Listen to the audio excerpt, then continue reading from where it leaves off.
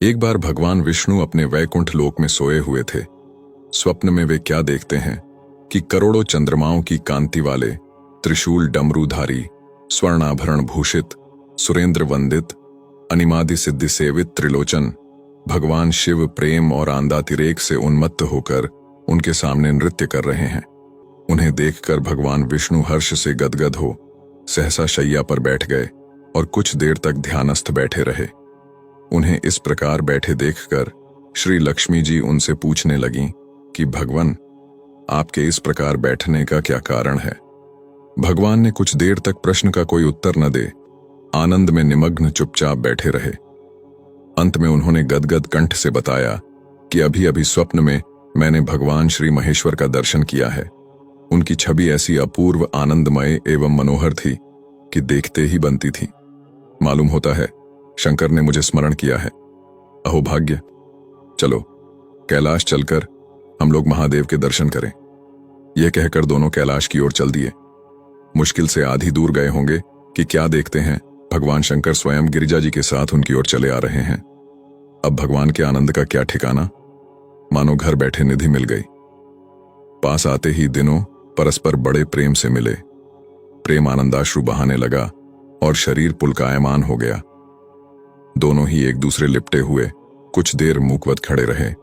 प्रश्नोत्तर होने पर ज्ञात हुआ कि शंकर जी को भी रात्रि में इसी प्रकार का स्वप्न आया था, जिसमें विष्णु भगवान को वे उसी रूप में देख रहे हैं जिस रूप में वे अब उनके सामने हैं, खड़े थे। दोनों के स्वप्न वृत्तांत जानने पर दोनों ही एक दूसरे से अपने यहां लिवा ले जाने का आग्रह करने लगे। नारायण कहते वैकुंठ चलो और शंभु कहते कैलाश की ओर प्रस्थान कीजिए। दोनों के आग्रह में इतना अलौकिक प्रेम था कि यह निर्णय करना कठिन हो गया कि कहां चला जाए। इतने ही में क्या देखते हैं कि वीणा बजाते, हरिगुण गाते नारद जी कहीं से आ रहे। बस फिर क्या था, लगे दोनों ही उनसे निर्णय कराने कि कहां चला जाए। बेचारे नारद जी तो स्वयं हतप्रभ थे उस अलौकिक मिलन को देखकर। वे तो स्वयं अपनी सुध बुद्ध भूल गए और लगे मस्त होकर दोनों का गुणगान करने। अब निर्णय कौन करे। अंत में यह तय हुआ कि भगवती उमा जो कह दे वही ठीक है। भगवे उमा तो पहले तो कुछ देर चुप रही, अंत में वे दोनों को लक्ष्य करके बोली, हे नाथ, हे नारायण, आप लोगों के निश्चल, अनन्य एवं अलौकिक प्रेम को देखकर तो यही लगता है कि आपके निवास अलग अलग नहीं हैं। जो कैलाश है वही वैकुंठ है और जो वैकुंठ है वही कैलाश है, केवल नाम ही भेद है। यही नहीं, मुझे तो शरीर देखने में दो हैं, और तो और मुझे तो अब यह स्पष्ट दिखता है कि आपकी भार्याएं भी एक ही हैं, दो नहीं हैं। जो मैं हूं वही लक्ष्मी है और जो लक्ष्मी है वही मैं हूं। केवल इतना ही नहीं, मेरी अब यह दृढ़ धारणा हो गई है कि आप लोगों में से एक के प्रति जो द्वेष करता है वह मानो दूसरे के प्रति ही करता है। एक की पूजा जो करता है वह स्वाभाविक ही दूसरे की भी करता है, और जो एक को अपूज्य मानता है वह दूसरे की भी पूजा नहीं करता।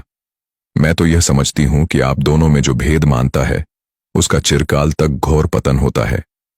मैं देखती हूं कि आप मुझे इस प्रसंग में अपना मध्यस्थ बनाकर मानो मेरी प्रवंचना कर रहे हैं।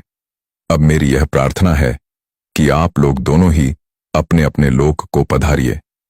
श्री विष्णु यह समझे कि हम शिव रूप से वैकुंठ जा रहे हैं और महेश्वर यह माने कि हम विष्णु रूप से कैलाश गमन कर रहे हैं। इस उत्तर को सुनकर दोनों परम प्रसन्न हुए और भगवती उमा की प्रशंसा करते हुए दोनों प्रणामालिंगन के अनंतर हर्षित हो अपने अपने लोक को प्रस्थान किए। लौटकर जब श्री विष्णु वैकुंठ पहुंचे तो श्री लक्ष्मी जी उनसे पूछने लगीं कि प्रभु, सबसे अधिक प्रिय आपको कौन है। इस पर भगवान बोले, प्रिय, मेरे प्रियतम केवल श्री शंकर हैं। वास्तव में मैं ही जनार्दन हूं और मैं ही महादेव हूं, अलग अलग नहीं है, हम एक ही हैं। मुझ में और शंकर जी में कोई अंतर नहीं है। शंकर जी के अतिरिक्त शिव जी की चर्चा करने वाला शिव भगत भी मुझे अत्यंत प्रिय है। इसके विपरीत जो शिव पूजा नहीं करते वे मुझे कदापि प्रिय नहीं हो सकते।